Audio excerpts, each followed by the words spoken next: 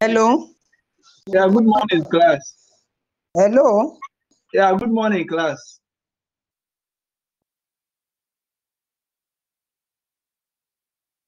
Good morning, class. Hello. Hi.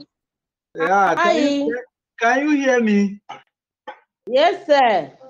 Okay, so who said yes, sir? Good morning, sir. Good morning. Can you pray with us?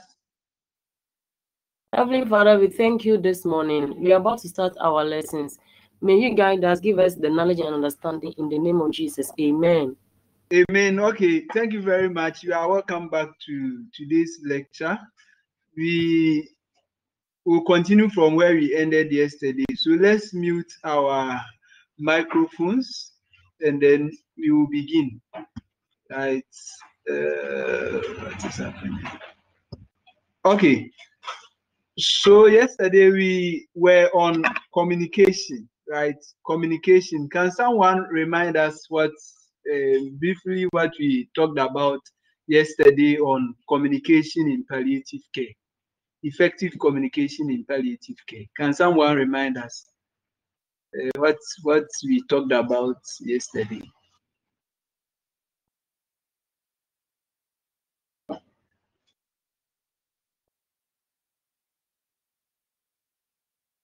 Hello. Yes, I can see Eunice. I can see Faustina or Ola Lonke, and then Olu Lonke, and then yeah. So I can see you online. So anyone who is ready can help us. Hello. Good morning, sir. Yeah. Morning. Yes. About effective communication, we were told that we should provide a clear and simple information for the patient. Okay. Then, are you hearing me, sir? Yes, I'm hearing you. Then we should also ask the patient about what they know about their conditions. That Okay. is their pre-knowledge about their conditions. Okay. Then we should not give the information that we don't know. Sure. Okay. So, Thank you very much, Ajani. Yeah. Any other person to add? Okay, so we also talk about how to break a bad news. Yes.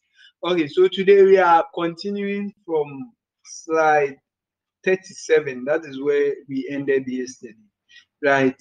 And the topic is the importance of effective communication in palliative care, right? If we communicate effectively whilst caring for people who are terminally ill, are there any advantages of doing that? Right. So that is what we are looking at now. Right. So if you follow with the slides, the first point is that effective communication fosters a very strong relationship between the caregiver and the patient. Right. So it promotes a good interpersonal relationship between the nurse or the caregiver, whoever is giving the care, and the patient, as well as the family members, right? So then apart from that, truthful communication, right, telling the patient the truth about the future is also vital if patients are to be permitted the dignity of deciding how to spend their remaining time, right? So if patient has, for example, if patient have less than a month to live, and then you tell patients that you don't tell the patient that he or she has a month to live, and then the patient, if you don't tell the patient, that the patient will not really plan, right? But sometimes if you tell them and they've not even made a will, they think of doing that, right? So telling the patient the truth is very important. It helps them to decide on how to spend their remaining life or their remaining time, right? Yes, so it means that we have to communicating effectively with the patient is also important, right? And then good communication maintain effective professional relationships, right, which fosters a high standard of care, right? So it's similar to the first point, which is the good interpersonal relationship between the patient and then the nurse, right? Because there are times some patients will not talk to, or if they have a problem, they will have to keep it and wait for a particular nurse or a particular doctor, because they know that that person, if they communicate to them, the feedback that they are going to get will not be pleasant, right? Yeah, so they will not share those problems with them. They wait for a particular nurse or a particular doctor before they share. So if you have that good interpersonal relationship with them, if you communicate effectively with them, whatever problems they are having, they will be able to open up and share the problem with us, right? Then communication is seen as a therapy, which is used to help patients either cope with or solve the problem, right? So if you communicate to a patient and it's rather causing anxiety, then it means that there's a problem, right? So whatever comes out of our mouth should be something that is going to console the patient. It should be something that will comfort the patient, that will promote healing, but not something that will make them more anxious, right? Okay.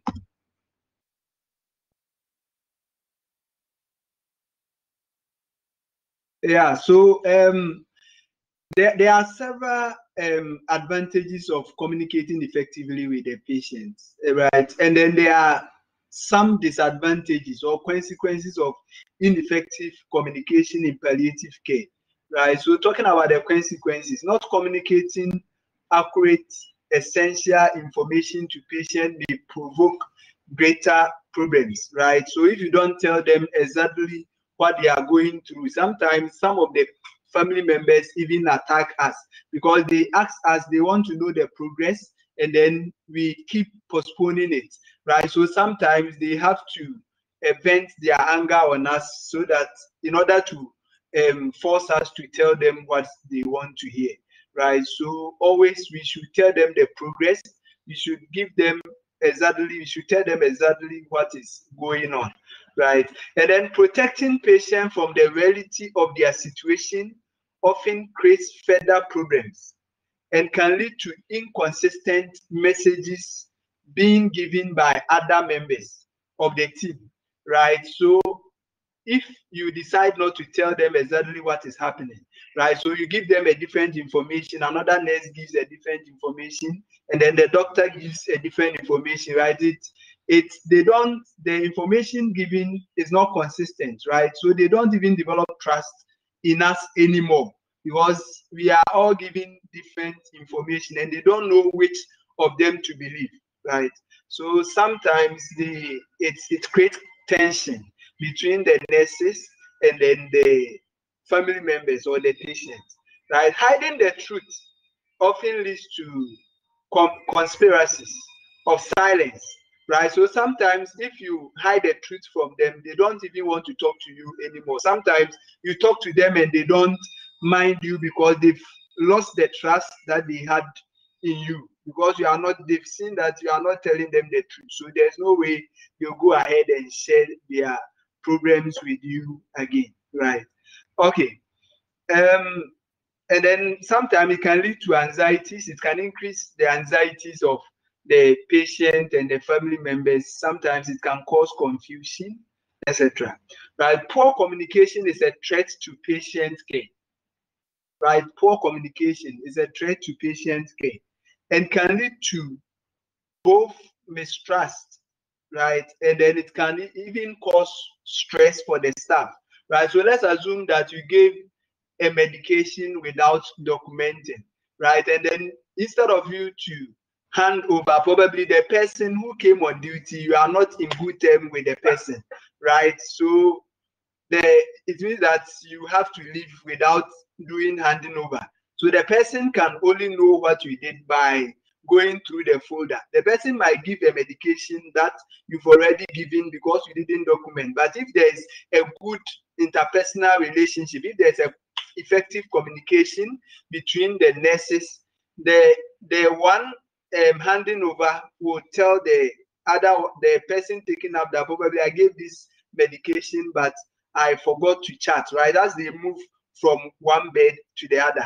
Or sometimes if there is effective communication between you and the patient, sometimes even if you are going to give a medication, the patient himself or herself can tell you that this medication was given not long ago. Are you still supposed to give it? But where the patients know that you are not in good terms with them, you don't communicate effectively with them. Sometimes they will even put you in trouble. They will wait for you to give, and then they will make a case against you, right? So it means that communicating effectively whilst caring for patient with terminally ill condition is very important, right? It's not only important to the patient and the family members, but it's also important to be the health workers who are taking care of them. Not communicating about the nature and the seriousness of an illness can lead to lack of planning for the future. So that's what we talked about, right? So sometimes if you communicate effectively with them, you tell them exactly what they are going through and then their condition, right? Especially telling them how many years they have to live can help them to make a will and then plan for the future, right? But if you don't do all these things, sometimes they don't even plan for the future. Okay, so there are several importance of effective communication and then disadvantages of ineffective communication, right? We've already talked about the palliative care team members, right? The role of each of them. The next slide talks about the role of the hospice, the role of the hospice care nurse, right, which is not different from that of the palliative care nurse, right? So if you look at it, the first one is identifying and managing symptoms. Identifying and managing symptoms, right? So as a nurse, you should be able to observe the patient and then be able to know exactly what the patient is going through, right? So what we've learned from our health assessment, right, as a palliative care nurse, you should be able to put it in practice, right? So to be able to examine, to do head to toe examination, right, so that you can identify the various symptoms, because most of the symptoms, sometimes you have to observe the patient and then you ask questions pertaining to it so that you know the exact symptoms that the patient is going through. So if patient is having pain, how do you assess the pain, right? So you have to be able to assess and then know the severity or the intensity of the pain, right? So that you can be able to manage it, right? And then it's identifying and managing. So it means that whatever symptoms that you are able to identify, you have to manage it appropriately, right? And then provision of direct patient care. So that is the management, right? So it can be MAF care, right? Because most of the terminally ill patients, they can't perform their personal hygiene needs, right? So sometimes you have to do MAF care, right? And then I believe you know how to do MAF care for a seriously ill patient, right? Yes, so yes, so I'll not go into details. I know you are nurses already, and then you know how to do MAF care for a seriously ill patient, right? So it means that you need your normal saline, right, to do the MAF care, right? You can use cotton, but now there is a school of thought that sometimes the cotton, some of the particles will stack, right? So some people will also use gauze and all that, right? But it should not be too hard to cause ulcerations in the mouth anyway, whatever you are using. But if it's a seriously ill or unconscious patient, you don't use Pepsodent and brush anyway, right? So you have to provide direct patient care. So you care for the mouth, you do hair care for the patient, right? So the most I know with the males, sometimes it will be difficult for us, right? Helping to care for the hair, but the females are good at it. So sometimes you have to let them look nice, right? You can change their hairstyle every day. It's a form of boosting their anxiety, right? So that they look in a mirror and then they feel they have self-confidence, right? It boosts their self-image, right? And it's a form of relieving their anxiety. And then bed bath, right? So sometimes you help every day, right? So twice daily, you help to bath them in bed, and then you treat pressure areas and all that, right? Sometimes you have to shave, right? So if they have hair at the axillary parts and then the pubic areas, you have to shave it for them, because these are things that they used to do when they were well, but at this point they can't do it. So it's our responsibility to help them do it, right? Okay. In providing hospice and palliative care, nurses assume various roles, including a teacher, right? So I want us to explain this. How can a nurse serve as a teacher? Yeah, so I can see Daniel, I can see Eunice, I can see Faustina, Jessica, Ola Lonke, Ola Olu Lonke, Omo Lara, Abiola, and then the rest, right? So if you are there, you can help us. How can a nurse serve as a teacher? So one of you should take a nurse as a teacher, then another person should take a nurse as a counselor, then another person should take a nurse as an advocate, right? So how can a nurse, and then a nurse as a researcher? Yes, right? So sometimes we don't normally we leave the research aspect, right? So a nurse as a teacher, yes, who is helping us? A nurse as a teacher. How can a nurse serve as a teacher? So we are talking about the palliative care nurse or the hospice nurse, care nurse, right? As a teacher.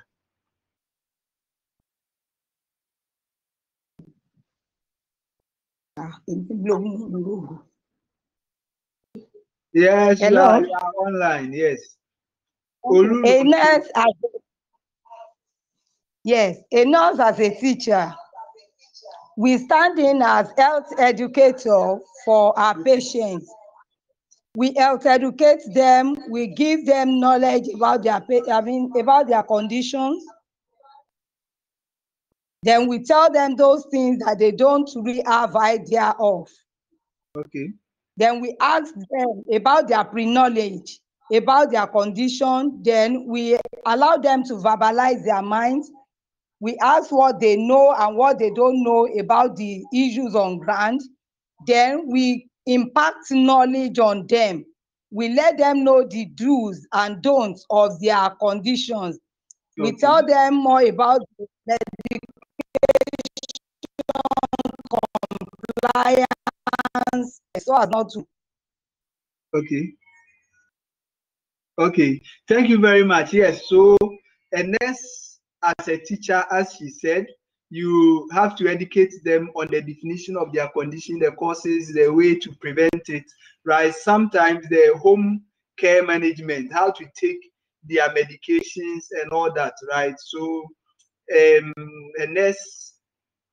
nurses or a palliative care nurse can serve as a teacher, right? So it means that you have to teach the nurses, the patient with regards to the condition, right? And then sometimes the treatment, right? Where there is a surgical treatment and all that, right? It's the duty of a nurse to do that. Okay, a nurse as a counselor. A nurse as a counselor. Yes.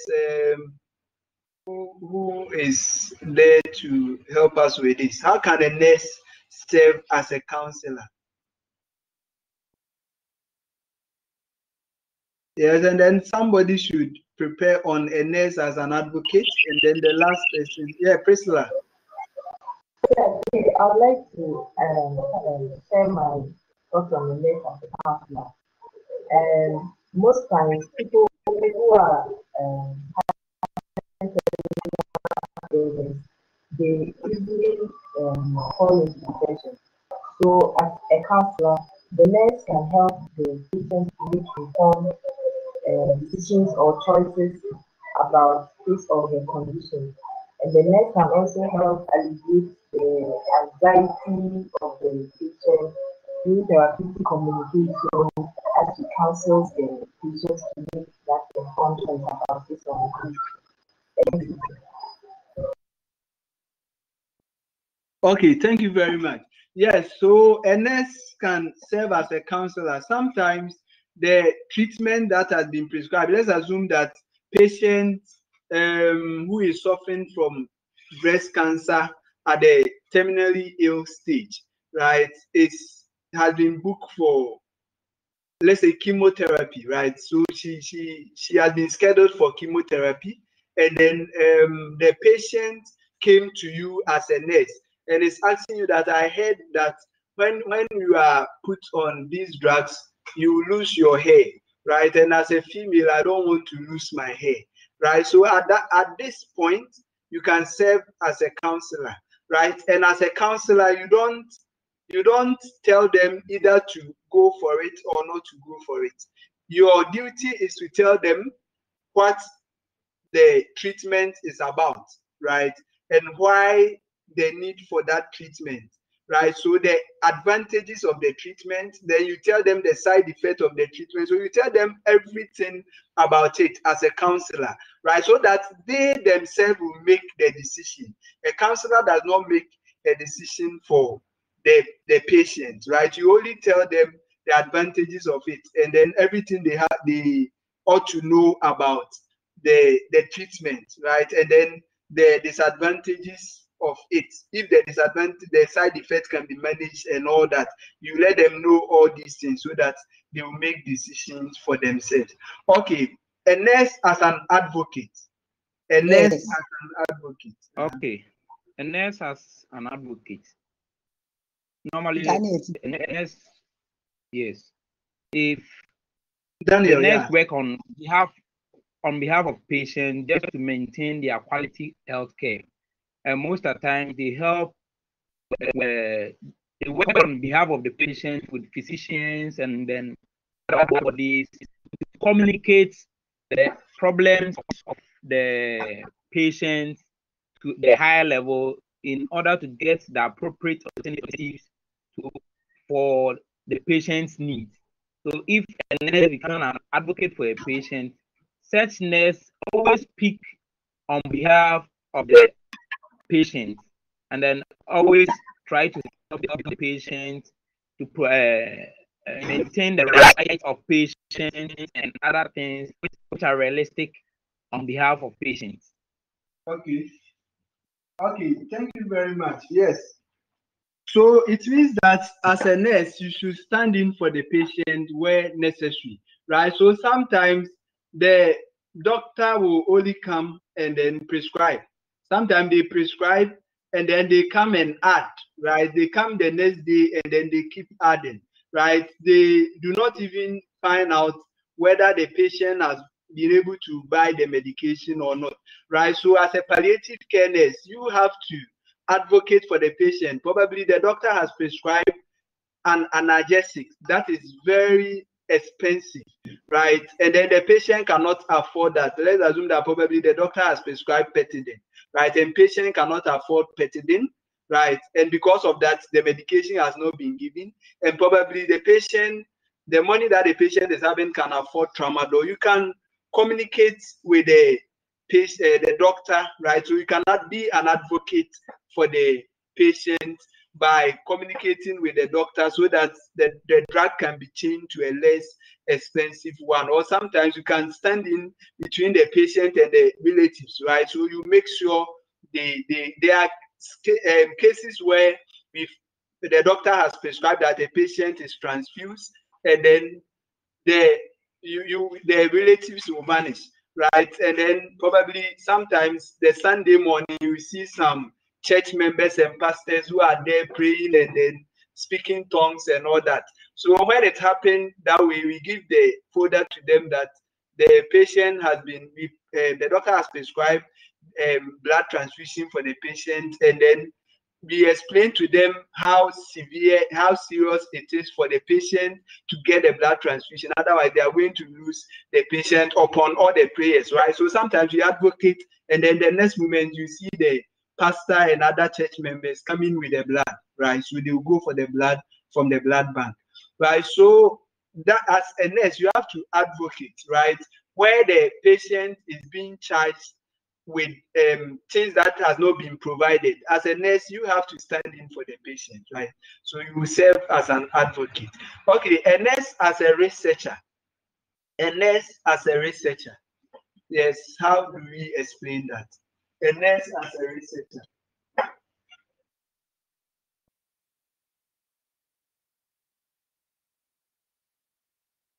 Yes.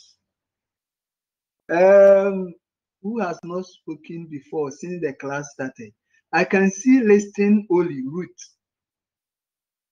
Are you there? Can you answer this question for us? Listing only Ruth. And then Jessica Badu, I've also not heard your voice before since the class started. So if you are there,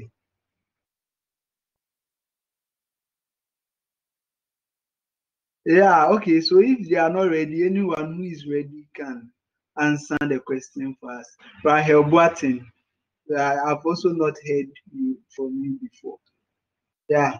So if they are not ready, anyone who is ready can. Victoria is also there. Right? Those who have never spoken before.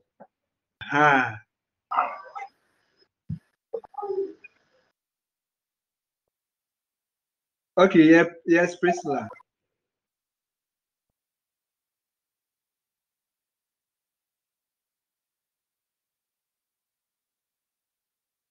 Okay.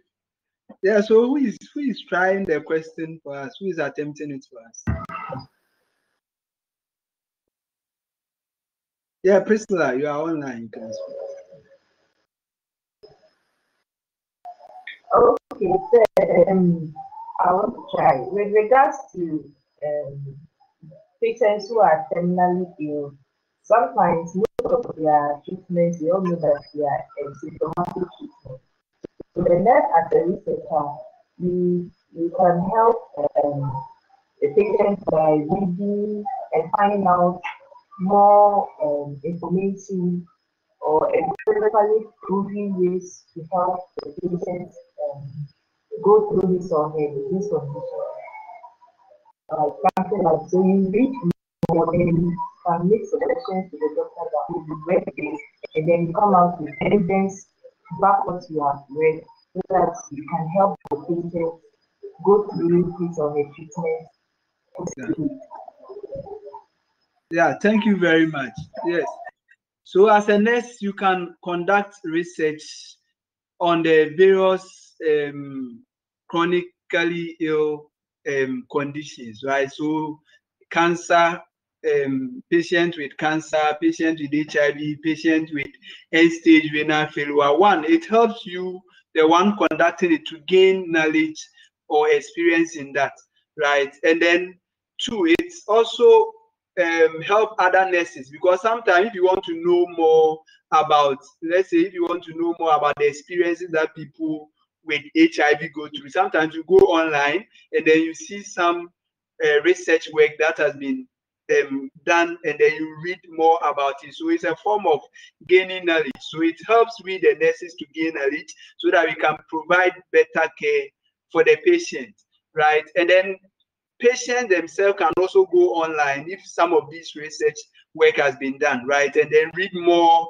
about their condition to gain insight into their condition, right? And apart from that, sometimes you can also make some recommendations, right? If at the end the research reveals that nurses are not taking good care of these people, or doctors are not communicating effectively, then you base on that to make recommendation, right? So that changes can be done in order to provide quality care for these patients, right? And then sometimes you can even make recommendation to the Ministry of Health and then other higher bodies, right, who can also come in to help to resolve the problems that the patient is facing, right? So there are several advantages of a nurse serving as a researcher, right, conducting research, right? So some of you can even conduct your research in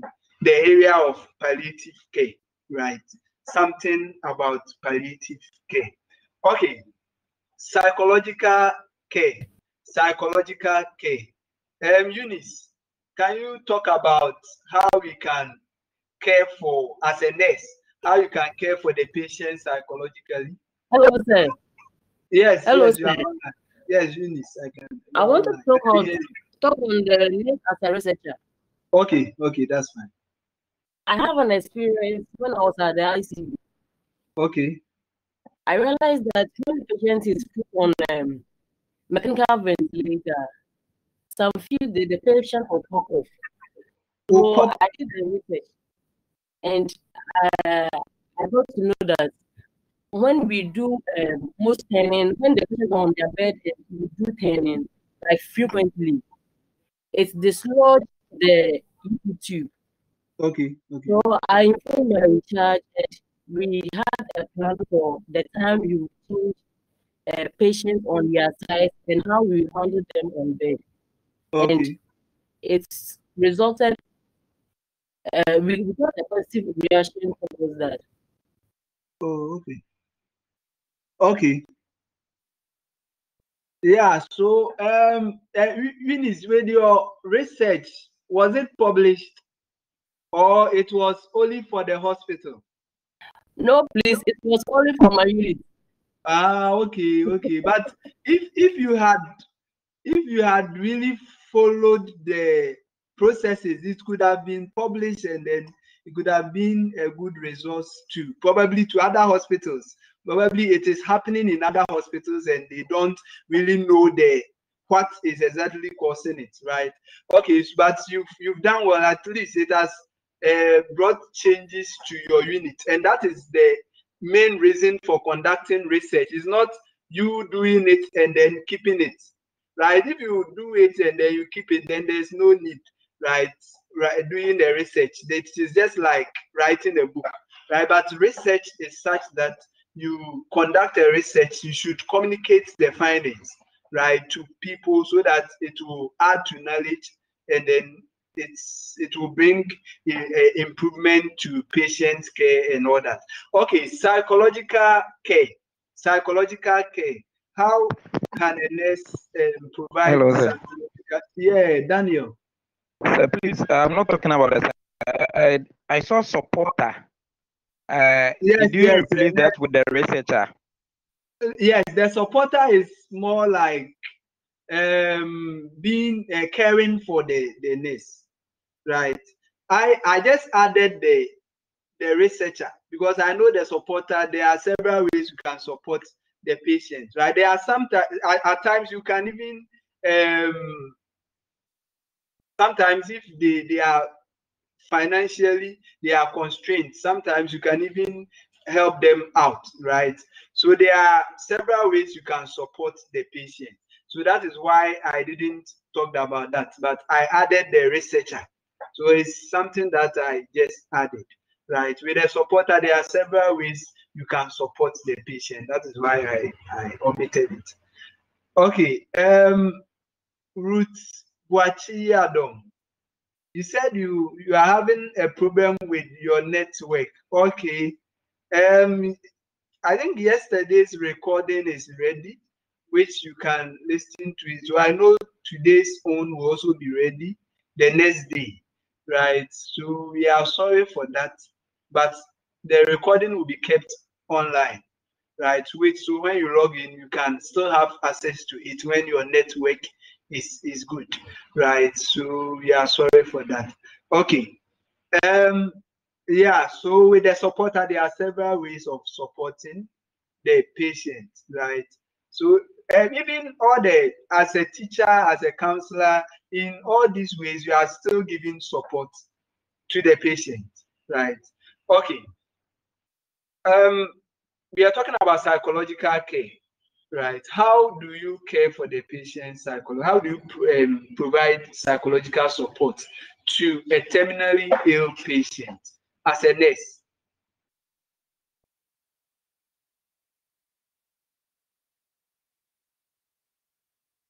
Yes, providing psychological support, right? What are the things that a nurse should do? Yeah, Ruth. Hello, sir. Yeah. To care for the client psychologically, you ask the client of his fears, Okay. especially if there is maybe palliative surgery to be done. You ask of her fears and you help allay his or her anxieties. Okay.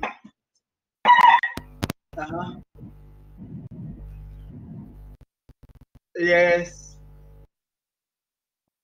Okay, thank you very much. So Ruth said that you should allow the patient to express the fears and concerns, right? In order to help relieve the anxieties of the patient. Okay, any other? There are several ways you can provide psychological support. Yeah, hello. Yeah, John Mensah. Yes. You can also do that upon the request of the person. You can invite the spiritual leader of the person to offer prayers with the person also, and give an assurance based on the person's belief. Then you can also engage the person in conversation whenever possible for the person to also express any emotions that person is having. Then you also allow the person to ask any questions that is bothering the person. Then you answer the question tactfully, and you give realistic hope. And you also have to ensure confidentiality as much as possible whenever you are with a person. Always give assurance, and make sure those assurances are realistic one, of course. So these are some of the ways that you can psychologically help the patient. Okay, thank you very much. Is there any other thing you want to add? Relieving the anxieties, promoting psychological care in order to relieve anxieties, right? So we talk about allowing patients to express fears and concerns. We talk about providing spiritual support, right? And then reassuring the patient. Always we talk about reassurance. Yes, but what are we reassuring the patient about? And then communicating with the patient, having good interpersonal relationship with the patient, allowing patient to ask questions. And then you talked about confidentiality is very important, right? So we have to keep their information confidential. You have to provide privacy. Ruth, you are online. Okay, I thought you had something to add. Okay. Yes, so there are several ways. Sometimes you can also introduce a patient to Rahel. Do you want to say something? Yes, please. About the reassurance, I would like to know what exactly can you tell the patient? Because sometimes when you're trying to reassure the patient, it's more or less like you're giving false reassurance. I quite remember I had an encounter with one client, and she was somehow a palliative care patient. She was in severe pain, and then I gave her the pain med. Hello? Yeah, I'm listening. Yes, I gave her pain med, and then I was trying to start a conversation with her, but actually I was stuck because I didn't know what exactly to tell her, whether it's going to get better, because already she knows it's not really going to get better. So if you tell her that, it's more or less like false reassurance. So with the reassurance, please, can you elaborate on what exactly you can? Okay, so it varies from condition to condition, right? And then it depends on what the patient is going through. So with the pain, the medication that you talk about, right? So patient is having cancer, which we know that the cancer cannot be cured. And most of the time with the cancer, the pain comes when the cancer is pressing on the nerves, right? So as it enlarges and it presses on the nerves, sometimes it causes severe pain, right? So you have already, the reassurance is you telling the patient that even though the cancer cannot be cured, there are available medications to help relieve the patient pain, right? So you are reassuring the patient that whenever the patient feels pain, there are medications available to help relieve the pain. Or if conditions where it cannot be cured, but probably the patient is having end-stage renal failure, right? You can tell patient that there are available treatments. So you are reassuring the patient that there are available treatment like hemodialysis or peritoneal dialysis or even renal transplant, right? Which can help the patient to survive, right? So you reassure the patient that there are people who have survived for this number of years. They are still on it, right? So these are you look for the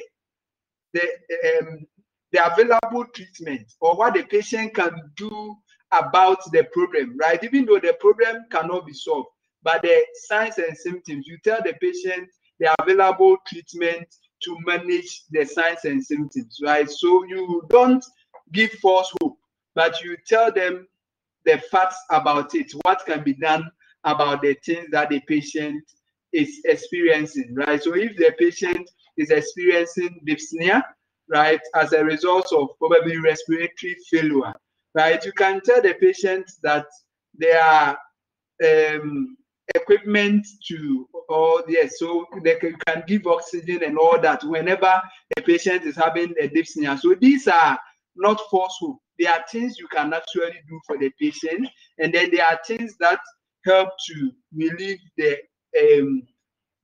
sufferings that the patient is going through initially, right? So you tell them exactly what can be done, right, to solve with palliative care. You tell them what can be done to solve the suffering, right, that the patient is going through, right? But the condition cannot be cured. That one, we make them aware that even though it cannot be cured, if they are vomiting, there are available medication to relieve the vomiting. If they are having difficulty in breathing, there are treatment to help to relieve them of that, right? If they are having pains, we have medications available. If they are feeling weakness all over and all that. So these are things to reassure the patient about, right? So if the patient is having, let's say, cancer of the limb, and then the limb will be amputated, or patient is having cancer of the breast, and then the patient is booked for mastectomy.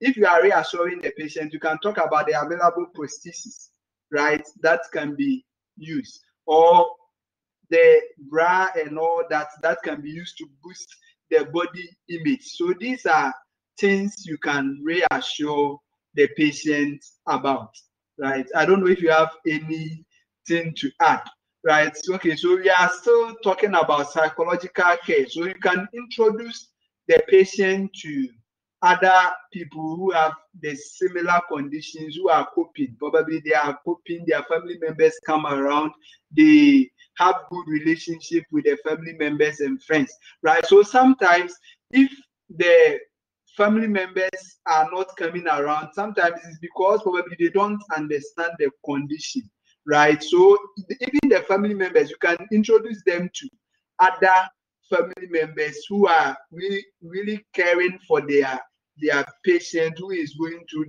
the same condition, right? So that with that, it will also motivate them to also give the same care to their relative, right? And then with psychological care, education about the condition and the treatment is also a form of helping the patient to relieve anxieties and all that. So sometimes you have to educate them on the condition, right? It also is also a form of psychological care. So there are sometimes to the financial constraints can be a form of anxiety, right, to the patient. So sometimes you have to also provide economic support, right? To find out whether the patient has a national health insurance, whether the national health insurance can cover the surgery or the treatment, right? If it cannot cover, how best can you help the patient to be able to afford the medication or the treatment, the surgical treatment or whatever treatment, right? So all these are ways of providing psychological care to the patient. We've already talked about spiritual support, right? Continuous communication is also a form of providing psychological care to the patient. Okay, and then timely referrals, very important. Sometimes, especially those working at the district hospitals and then health centers, sometimes there are some conditions they know that they cannot manage, but they will keep the condition to the point where the patient is almost passing out before they refer, right? So sometimes some patients will pass out on the way to the hospital. They might not even get to the referral centers, right? So where necessary, if you think that we need the patient need chemotherapy and then your center you do not have, you refer early, right? So as a nurse, this one is the role of the team members. So as a nurse, you can talk to the doctor in charge, right, to refer. Sometimes you see the doctor delaying, right, and be giving pain medication and other medications, right, whilst probably the patient needs chemotherapy or radiation therapy, or sometimes the patient needs surgery, right? So you can, as an advocate, you can communicate with the doctor or you can talk to the doctor to refer in time, right? So that the appropriate treatment can be given at the referral centers. Okay, the role, we are still talking about the role of a hospice or a palliative care nurse. Okay, so I mentioned that you have to identify the signs and symptoms and then you have to manage the signs and symptoms of the patient, right? So how do you identify it? You do physical assessment, right? And with the physical assessment, it helps you to know the symptoms, the severity of the symptoms, right? So the main symptom that patient experience is pain, right? So you have to know the intensity of the pain, right? So you can rate it on a scale of 0 to 10, right? So you tell the patient that, let's assume that the highest of the maximum pain or the highest pain you are feeling is 10, and then the minimum or the lowest is 1 or 0, right? So can you rate the pain, the severity of the pain for us? Or sometimes you can use your counting fingers, right? So let's assume that 10 is the maximum and then the least is 1.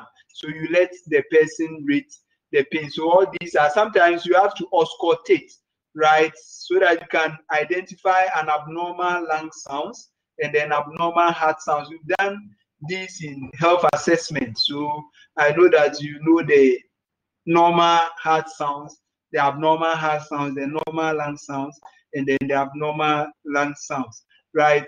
And then you have to also assess the fluid balance, right? So as a nurse, it's your duty to assess the fluid balance. How do we assess fluid balance, right? How do we assess fluid balance? Yes, who can help us with that?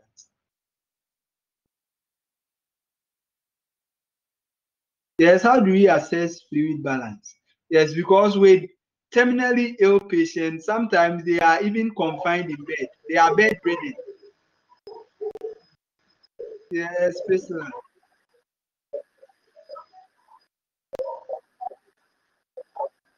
Priscilla. Go to travel. So, with the fluid balance, you maintain an input and output cycle, and then you Okay. balance it every 24 hours so that you know how much the patient has taken in and how much the patient has avoided. So that if the difference is too wide, you will know when the patient is either dehydrated or when the patient is overhydrated. Fluid balance. Okay. Okay, so thank you. Okay. You wanted to add? Hello. Yes.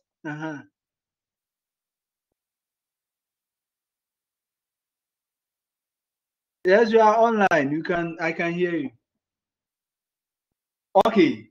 Yes, so as she said, you monitor the intake and output, right, in order to assess the fluid balance, right? So that, as she said, you know whether the patient is dehydrated or whether the patient is having fluid volume excess, right? Sometimes even when you monitor the weight, it can tell you whether the patient is losing more fluid or is gaining fluid. Yeah, Victoria. Okay. Yes, sir. I Yeah. Or you can go add ahead. that. Hello. Yeah, you can go ahead.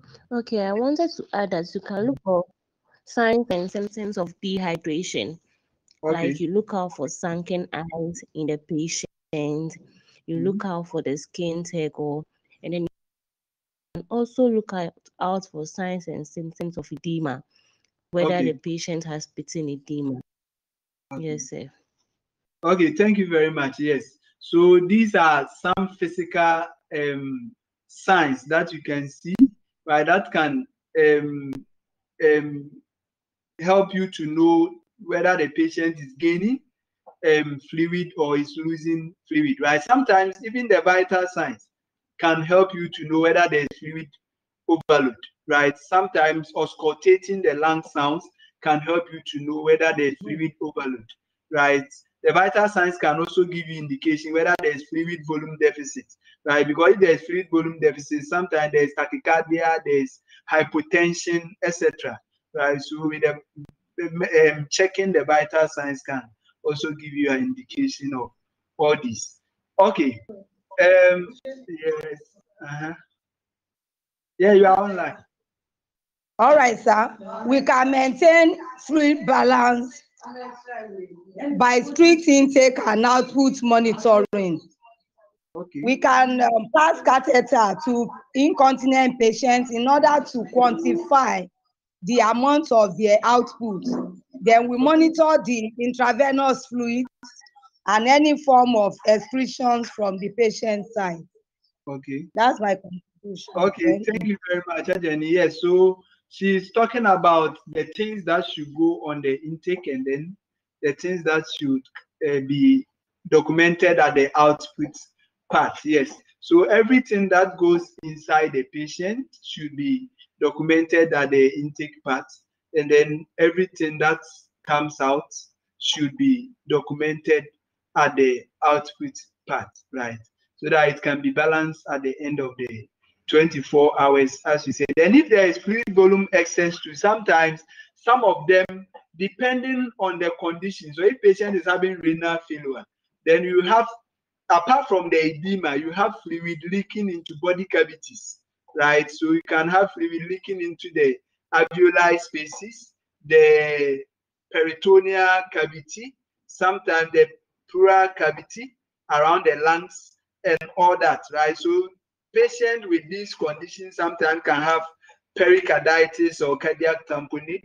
They can have pleural effusion.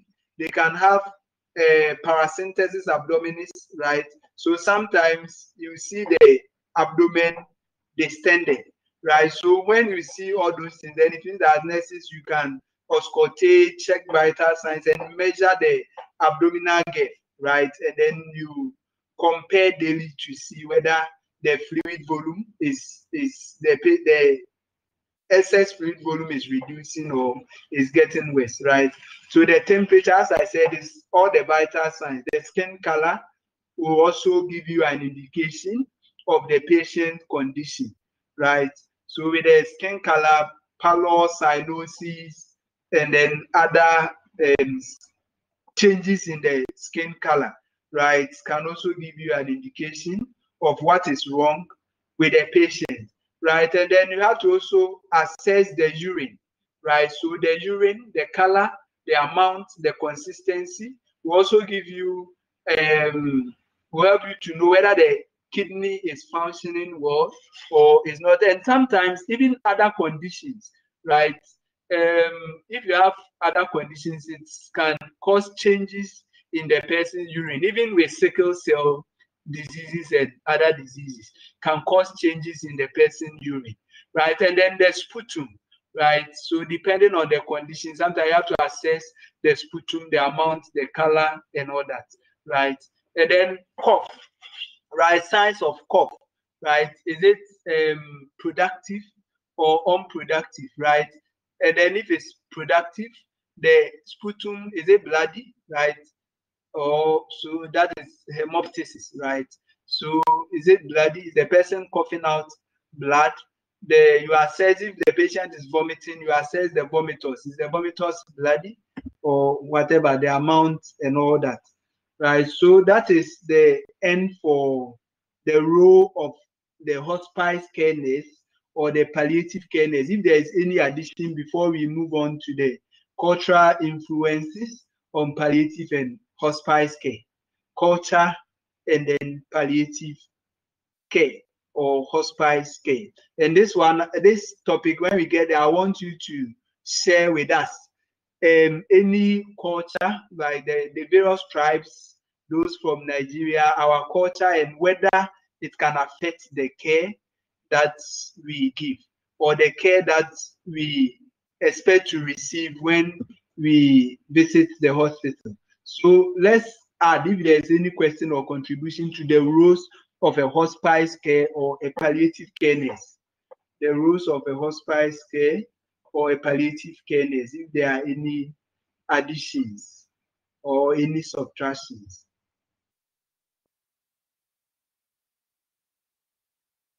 Yeah, I'm waiting.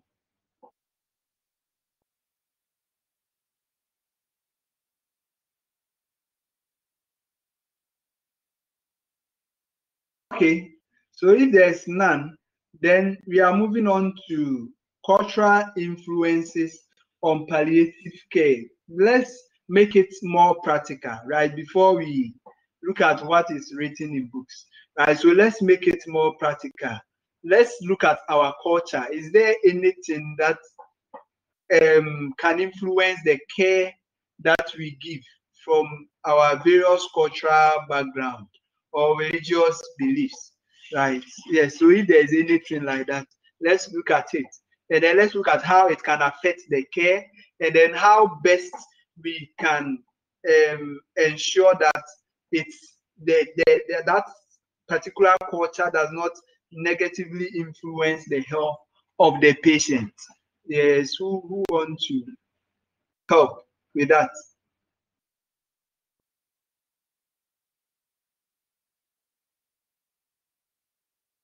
Yes, I think today we okay. Olu Ronke.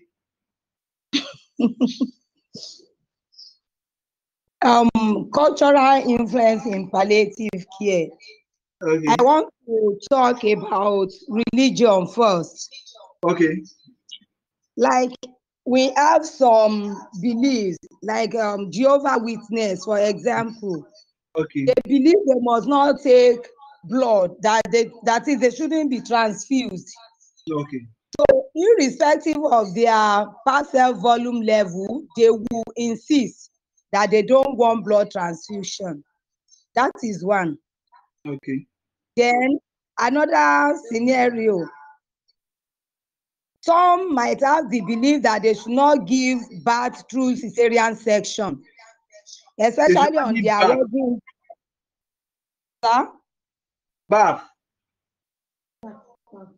Yes. Okay. That they should not give birth through cesarean section. Okay. Some believe it's a taboo. Okay. And having a child through cesarean section means you are not a female, you are not complete. Okay. So even if the baby's presentation is transverse, they will believe that the woman should deliver by herself. So some will go to the mountain, they will go to mission houses and be asking those traditional birth attendants to pray for them and deliver them, thereby losing both mothers and the fetus inside them. Okay. And some believe that pregnant women should not eat snail. Oh, Because okay. after delivery, the children will just be drooping out saliva from their mouth. Okay. Okay. Okay. Okay, thank you very much. So there are several cultural beliefs, right? That yeah. So if there are other beliefs that we know, let's bring it up, right, for us to know if there are any other beliefs in your tribe, wherever you are from. Yes. Rahel Boatin, I've seen Beth, but okay, I've seen it. Yeah. Thank you very much. Yes. Any other cultural beliefs or religious beliefs? Yeah, Kayode. Hello. Yes, yes. Hello. Yeah, Yeah, am I Kayode, I with can you? hear you. Uh-huh. Yeah, there are some beliefs that when they are, some people believe when they are suffering that they should not be helped. Like, I hear something in the teaching of the Grail message Okay. that sometimes when people are suffering, it's essential for them to go through that suffering for the purging of their soul, maybe to atone for their wrongdoing in their past life. They believe in reincarnation and those things like that. That when they are suffering, that their suffering is a kind of divinely providence for them to purge their pain of their wrongdoing. So they will not accept relief for pain and discomfort. They just believe that. And then not only in Grill message, there are some element of a some kind of belief in the Fulani, some tribe of Fulani, that when you bear pain, it shows that you are a courageous being, you are a courageous member of the tribe, that if you show expression of pain or discomfort, it diminishes your being or diminishes your person as a person of value in their own culture. Okay. Such kind of thing can hinder intervention in the palliative care. Okay, I think that belief is even similar to our northern brothers and sisters. I think the women, when they are pregnant, they are expected to bear the pain, right? Even when the labor is they are in labor, they are still expected not to verbalize the pain, right? So sometimes some of these things affect the care that we give, because if you think that the woman is not verbalizing, right, the pain, so you think that that person does not need to be given pain medication, then it's going to affect the care. That is why it's good we understand the cultural background of the patient, where the person is coming from, the beliefs, right? So that if you understand it, it will help us to provide a better care for the patient, right? Okay, so cultural influences and then on palliative and hospice care, right? Cultural background plays a major role in people's attitude about death, right? So we have several cultural beliefs about death, right? For example, with the Muslims, right? If they lose a relative, they don't want you to go ahead, waste your time, do last offices. What is last offices for them? They don't care about it. What they want is give the body to them, let them go, right? So if you don't understand their culture, then you will say that this is our hospital protocol, right? We do last offices, so we have to do it, right? And if you don't take care, it will bring confusion and all that, right? So you have to understand their culture, right? Sometimes you have to even find out from them their beliefs concerning the death and all that, right? So that you understand them, and then when the patient dies, you can do exactly as they want to prevent conflict and confusion and all that. Every culture has values and behaviors that influence the experience of dying for members of the group, right? So there are several beliefs, there's behaviors regarding the dying, and sometimes it's based on the experiences, previous experiences. However, such values and behaviors may vary among members. Yes, so once we know that with the nodness, they normally don't express pain when they are pregnant. It doesn't mean that we should assume that each northern lady who is pregnant should be able to behave as the other person, right? Even though it's something that is common among them, we should also know that there are individual differences, right? So if you meet another northern lady who is in labor and then rolling herself on the ground, it should not be strange, right? Or you should not be surprised about it, right? So we should know that we have cultural beliefs that is common among each culture, but we still have individual differences based on the experience of that person, based on the family, because you are all not from the same family, or probably based on where the person stayed. Some those in Ghana, someone is a northerner but was born in Accra, has never even visited the hometown before, right? So that is why sometimes we have to take the biographic data, and then based on that, we have to ask the patient. So if you are conducting case studies and all that, you have to ask the patient where the person stay, where the person lived, and all that, the kind of work, and then various experiences. So all these can have effect on the care that we are providing to the patient, right? So we should not be judgmental, right, based on the culture. So sometimes you see a patient being brought to the hospital with a gangrenous wound, and then sometimes you see herbs all over, and then the wound is discharging, and sometimes you see nurses holding their nose, and then each one of them do not want to receive the patient. So this one will be moving somewhere, this one will go somewhere, right? They don't want to receive that particular patient, and some of the nurses or the doctors will also be judging them, and then will be insulting them why they delayed for the leg to. Sometimes they will even tell the patient that, oh, no, they are right? So we are going to amputate your leg. Meanwhile, probably the leg might not even be amputated, right? But they just want to let the patient know that the patient should not have stayed in the house for it to get to that extent before coming to the hospital, right? So we have to understand why they did that.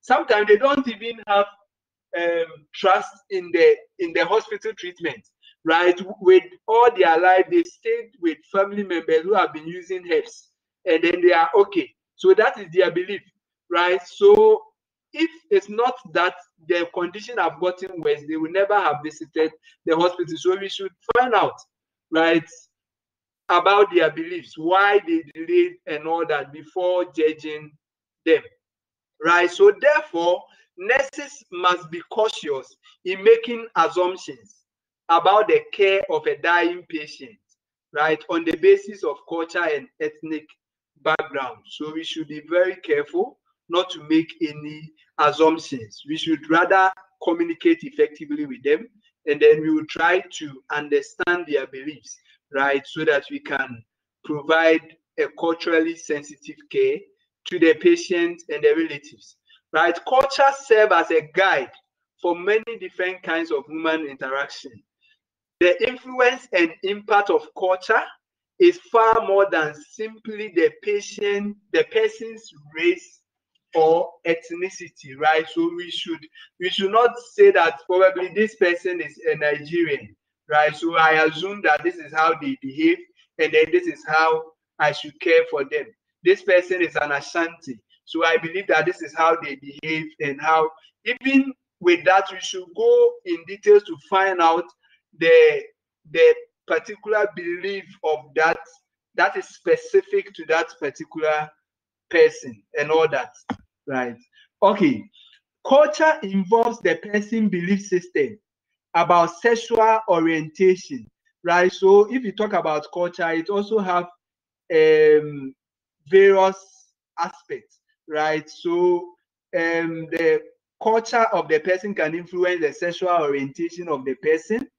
It can influence the physical, the cognitive, right? The socioeconomic. So with the culture, we are also looking at the socioeconomic status, right? The employment status, the educational level, right? So if you want to provide a culturally sensitive care to the patient, you should look at all these, right? Because the person is a gay, right? You don't start judging the patient because the person is a gay or the person is a lesbian, right? So you should look at their sexual orientation.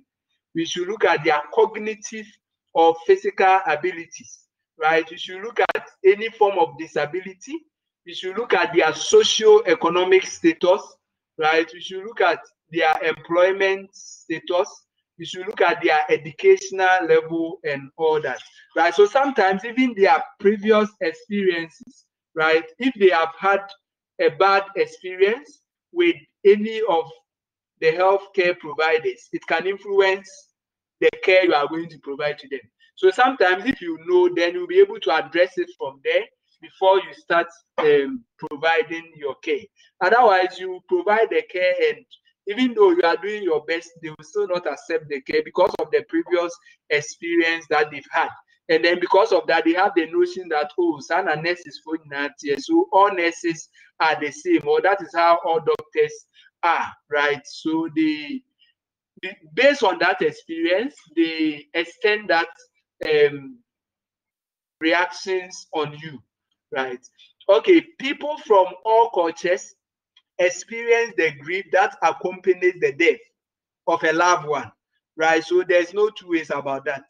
No matter your culture, you will grieve once your loved one is dead or is approaching death, right? No matter your culture, you are going to grieve, right? But we have to know that various cultural backgrounds have different ways of grieving, right? That is what I talk about. So when we get there, you are going to demonstrate, right? So you move on to the patient dies. When the patient dies, we are going to demonstrate in your various tribes, right? How you mourn for the death and all that, right? So people have different ways of reacting to the death of a loved one, right? So then it might vary from the custom, the religion, the culture, etc., right? So sometimes some people will cry, some people will not cry. They have various reactions. Some people will dress in a way. In certain culture, you have to even if your husband dies, you have to wear the black attire, the clothing for a year or that. So there are several ways, right? So you have to understand the culture so that you really understand them, and then you know how to care for them. Rituals surrounding illness and death give structure to support the bereaved, right? Those in a state of sadness or sorrow because of the loss of them. Through this painful process, when people are vulnerable and feel of balance, nurses should include such rituals. Yes, so what we are talking about is you should find out their rituals surrounding the death of the person, right? So like the Muslims, they just want to take the body, they don't want you to perform last offices. So if you know this, then you will not even waste your time when the person passes away. The moment you've broken the news to them and then they've accepted, unless probably the person have to send a coroner form to the police, inform the police and all that. So once all these have been done, straight away you allow them to take the body, right, without questioning them. So as we said, there are various cultural beliefs surrounding the death, right, illnesses, then how we behave after the death, right, mourning the death, the funeral that we perform and all that. There are several beliefs with regards to it. So we should try to know their beliefs, their culture, so that when we are caring for terminally ill patients, we can be able to provide or to give a culturally sensitive care.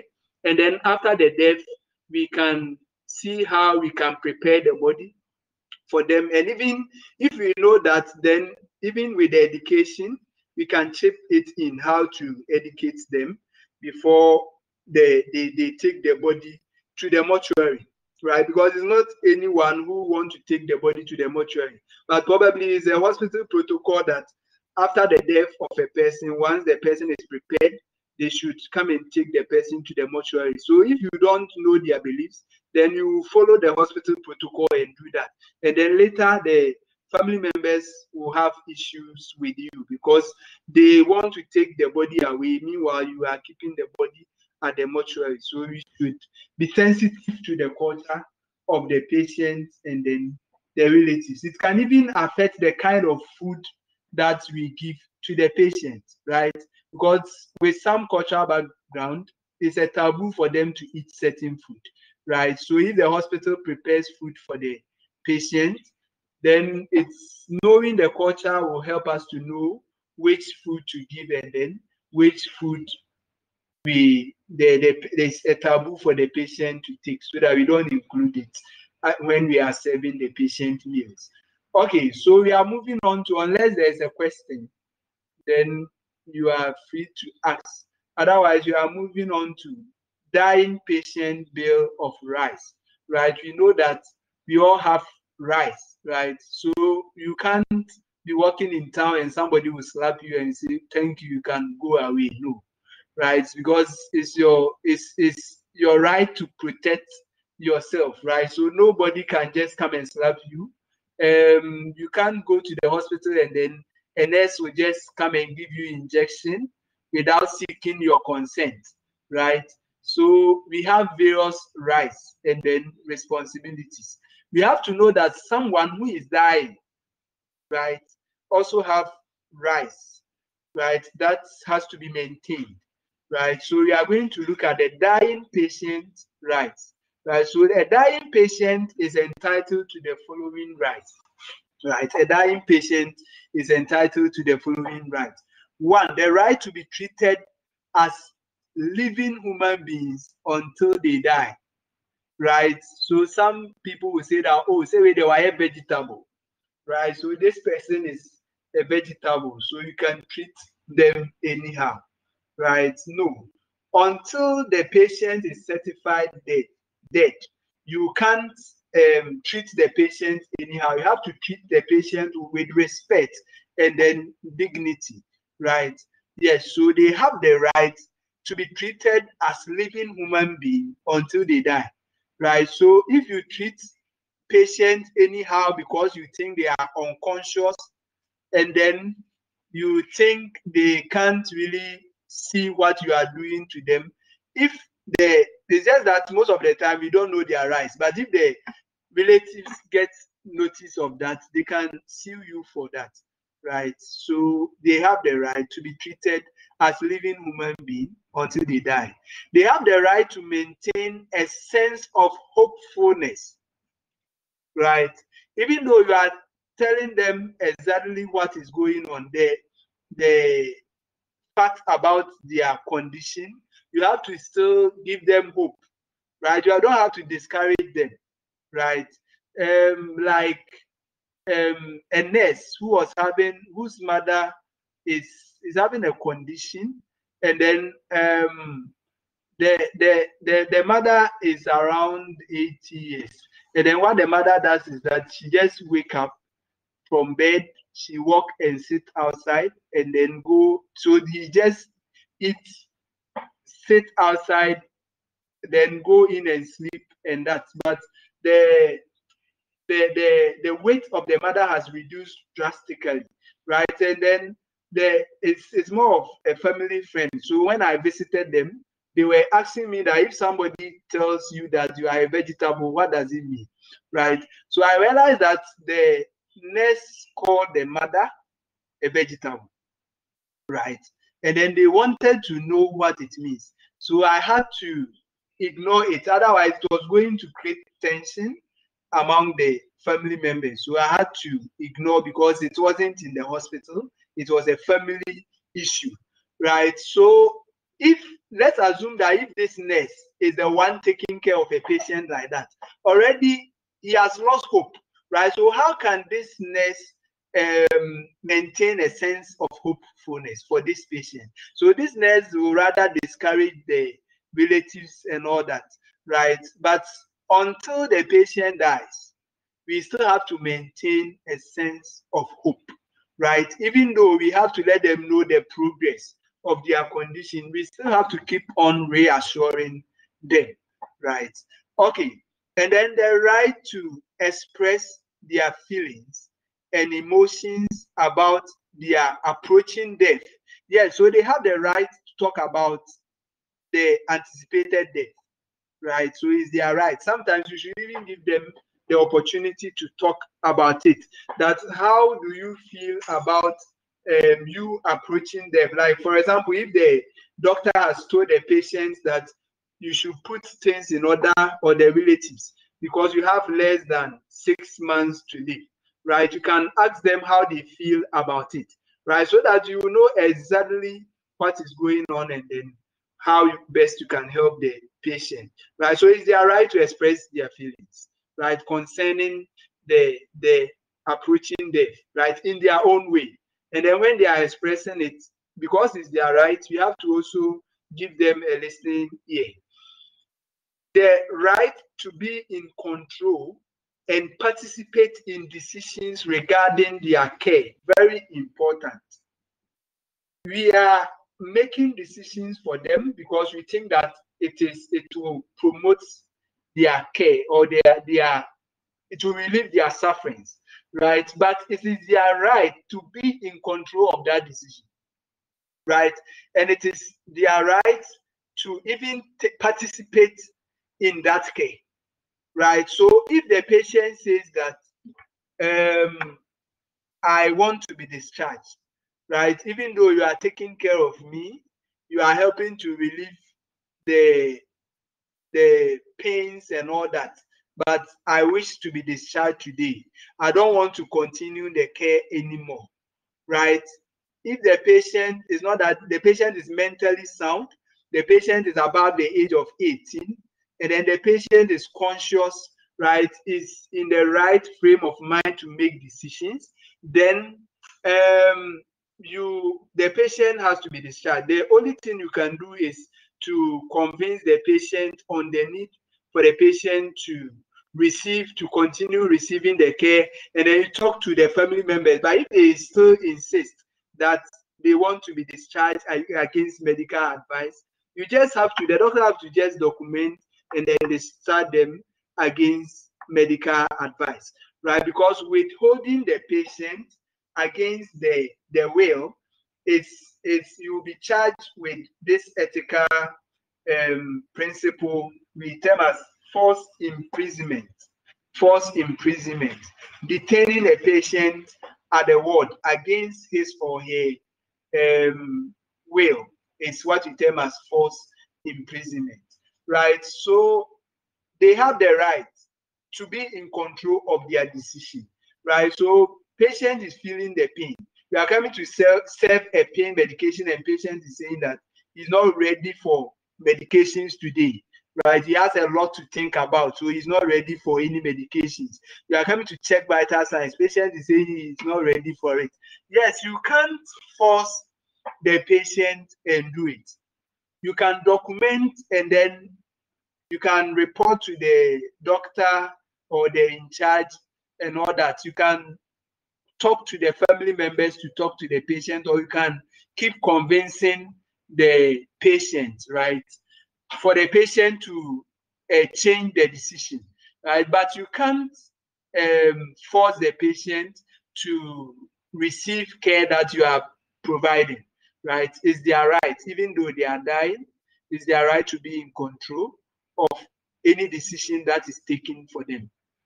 It is their right to expect continuity of medical and nursing attention, right? So you can't go and stand by the patient and say that the patient is almost dead, right? So there's no need for me to give oxygen. There's no need for me to suction. It's a waste of time giving medication. because I know that whatever happened, the patient is having death rattle, right?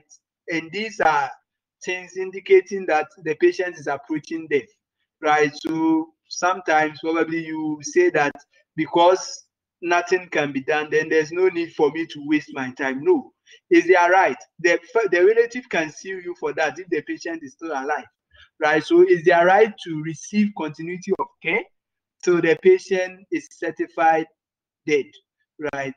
Okay, so unless probably there is an order, a do not resuscitate order. So when we are talking about ethical principles, we will talk about that. Unless probably there is a do not resuscitate order. On that case, then you don't have to, right? Because it's even against the protocol. When a doctor writes a do not resuscitate order, patient relatives have signed and all that, right? You don't have to resuscitate the patient, right? So we will talk about that when we get to ethics in palliative care. Okay. The next right. It's their right not to die alone. Yes, so who can explain this? The right not to die alone. The right of the patient not to die alone. Who can explain this for us? Yeah, it's the right of the patient not to die alone. Doesn't mean that you have to die with them. So when they are dying, you have to accompany them. So in account, when they are crying, they say "Minubeko," right? Like I'll go with you and all that. Does it mean that you are actually accompanying them to the grave? Hello. Yeah. Yeah. Actually, if you want to look at it traditionally, we have an ancient tradition in Yoruba land where in actually king. There are some people that die with the king. So when the king, they reign with the king, they appoint them, so they enjoy every privilege of being like a prince or reign with the king and rule with the king. In those days when the king, can just say, go and bring that woman, go and bring that goat, go and bring and collect things from. So, but actually not in that sense. Patient not dying alone mean that they have right to have their relation, their loved one around, or those people that they want to be around them while they are going through the dying process. Thank you. Thank you very much. Yes, so it means that they have to be loved even at the point of death. They have to receive love, right? So the love is from the nurses, from the doctors, from the relatives, from friends, from people, community members who want to come around. So you should give them the opportunity for them to come around and then show love. But sometimes, when they are coming around, we'll be driving them away. Sometimes we'll be talking to them harshly and all that. Even if it's visiting time is over, we should have a nice way of talking to the relatives, because sometimes they are even looking at how we treat their relatives when they come around. And that can, if we show love to them, it communicates love to the patient, right? But if we treat them in a bad way, sometimes it sends a negative connotation to the patient, right? So they have the right to be loved. And then at that point, we should make sure, and then everybody wants to be loved, right? So I don't see any sense of we preventing them from receiving the kind of love that they ought to receive, even at the point of death. And I think that is even the point that they really need the love we are talking about. So it has to be given them. The right to be free of pain. So don't say that the patient will be addicted, right? So you not be given, right?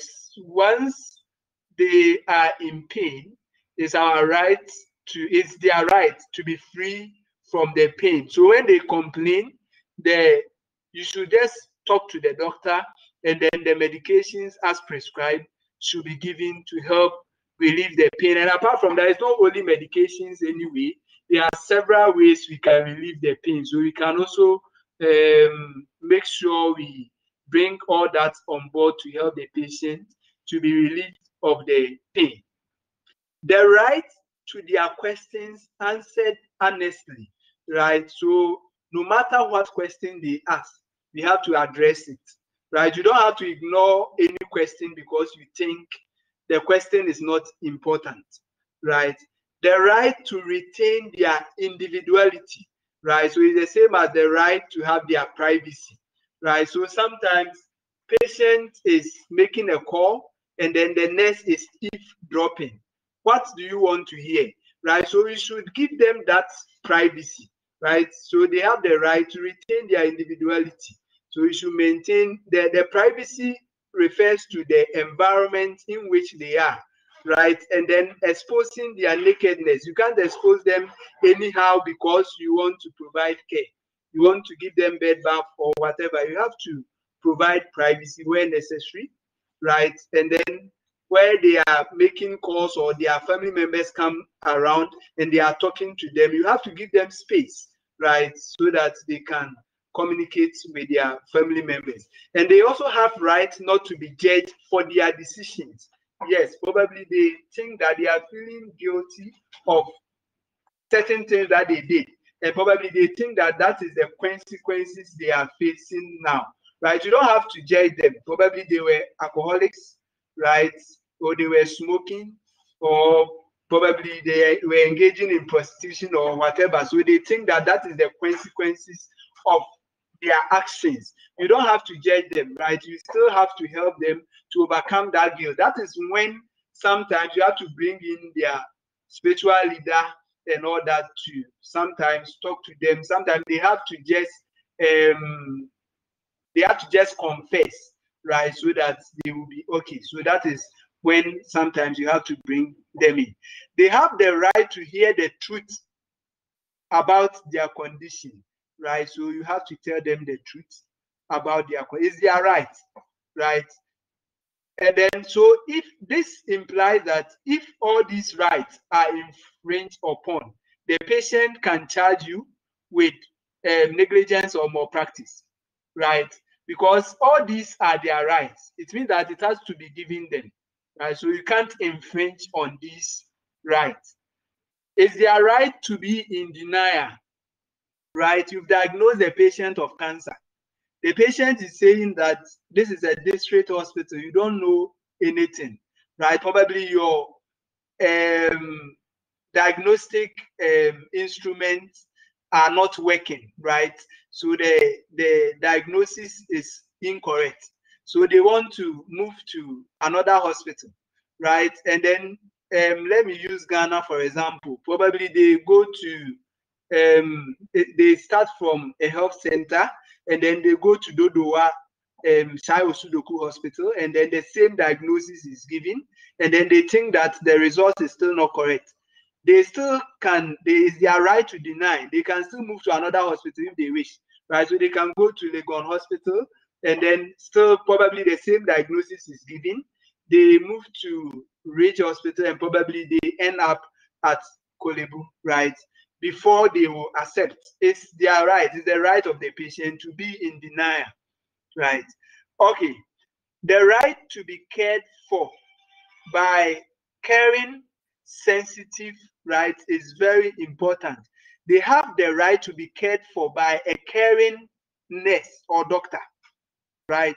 So if they think that this nurse is not caring, they can report, or they can say that they will not want to receive care from this particular nurse because they think that this person is not giving them the care that they ought to be given. So it's their right to be cared for by a caring and a sensitive person and a knowledgeable person, right? So sometimes someone who have insight in his condition, right? So that they don't worsen their condition whilst providing care for them, right? So someone who will attempt to understand their needs and then will be able to help them to gain satisfaction, right? Even whilst they are approaching death. Okay, so these are the Bill of Rights, the dying patient Bill of Rights. Is there any question or contribution before we talked about the various signs and symptoms.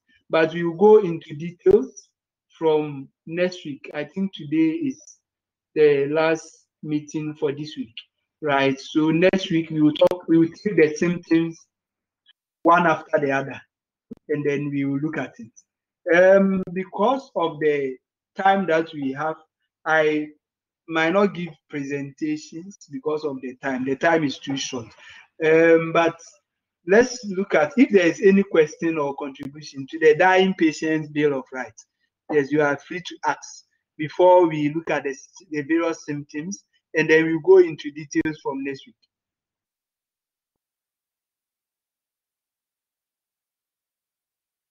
Yes. Daniel, Faustina, Frida, Jessica, Kayode, Mary, you are all online. So is there any question? Let's ask. Olabisi is here. Yes, who is asking a question? Or who is contributing? The dying patient bill of rights.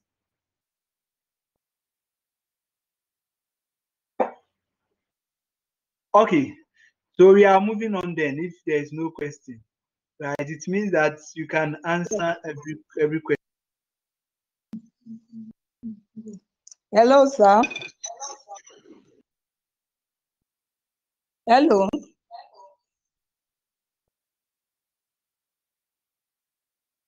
Hello.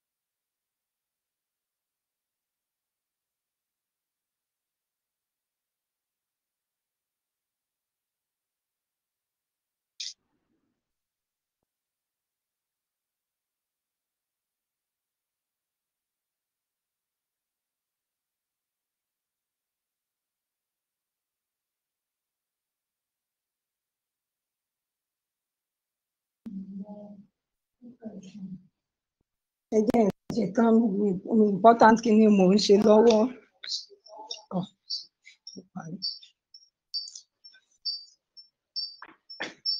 Ṣàǹfààní padà.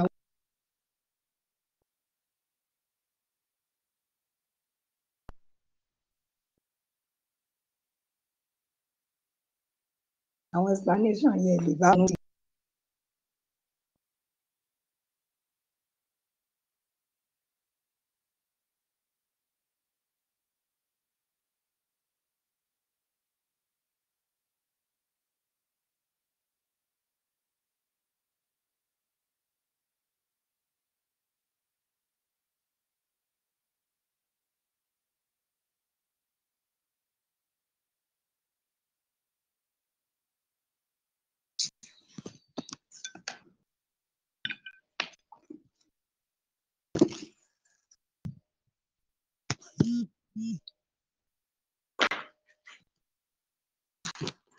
Wá nẹ́tíwọ́ọ̀kì lọ́tọ̀.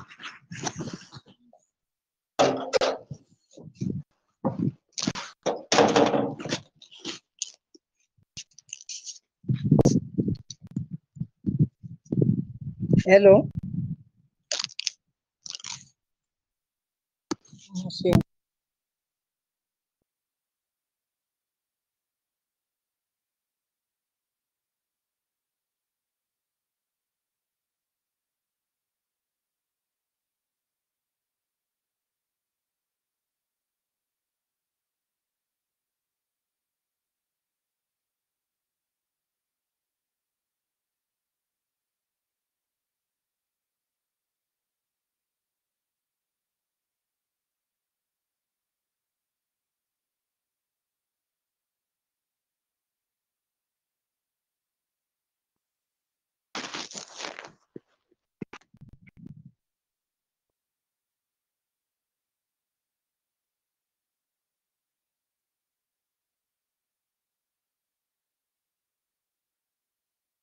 Hello, please.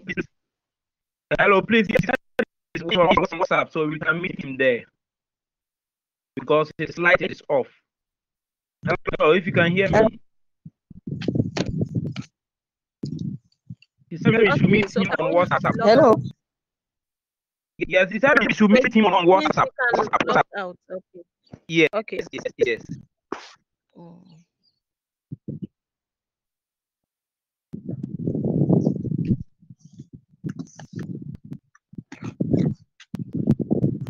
Hello.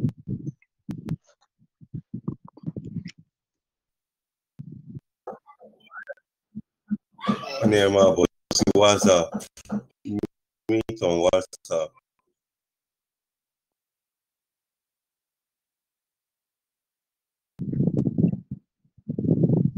Okay.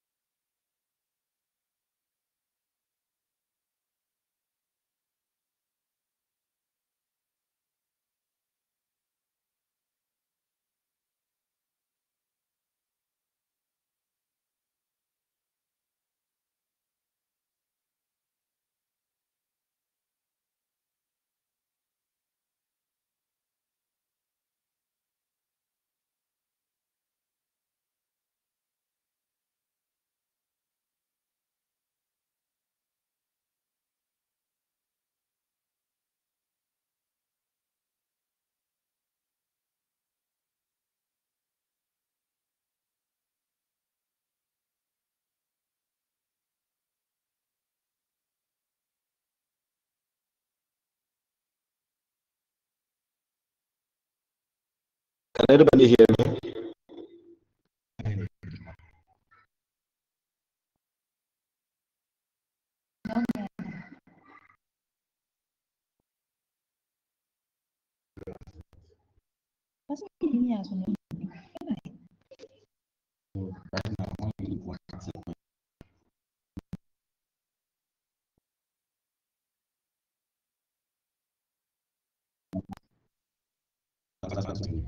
Can anybody hear me? Is somebody there?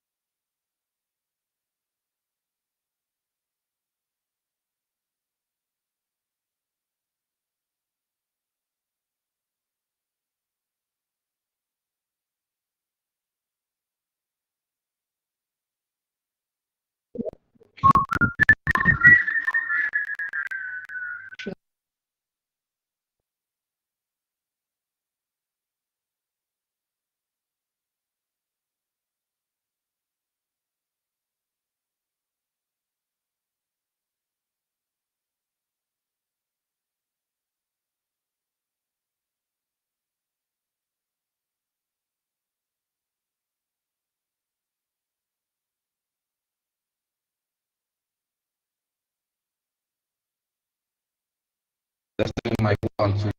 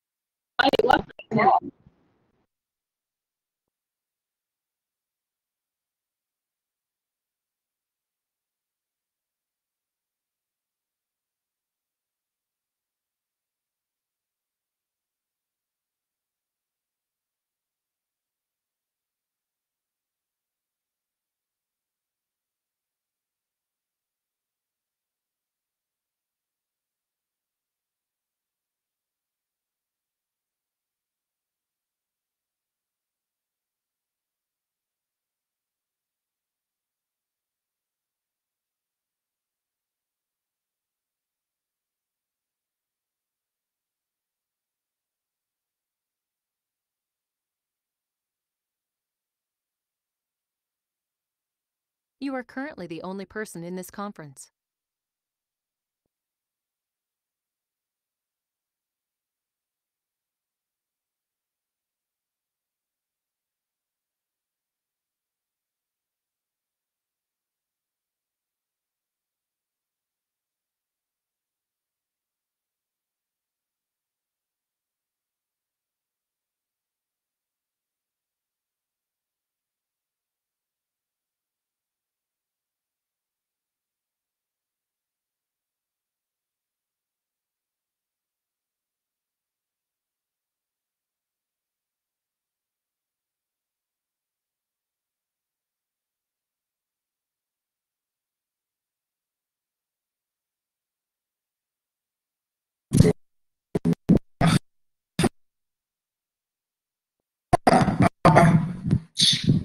Now, where is the icon?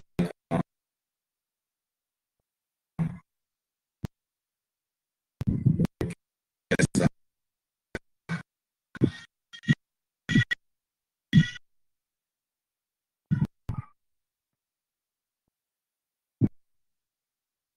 You are currently the only person in this conference.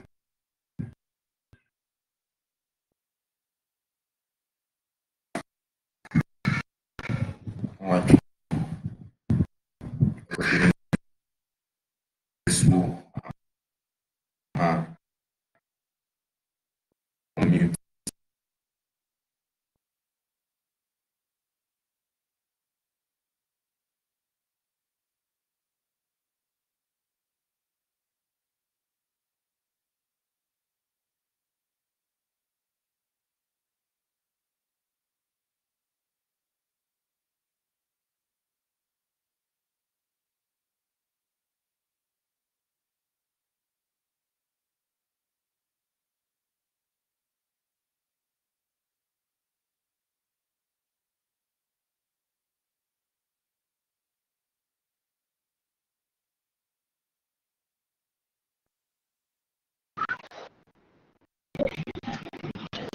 Hello.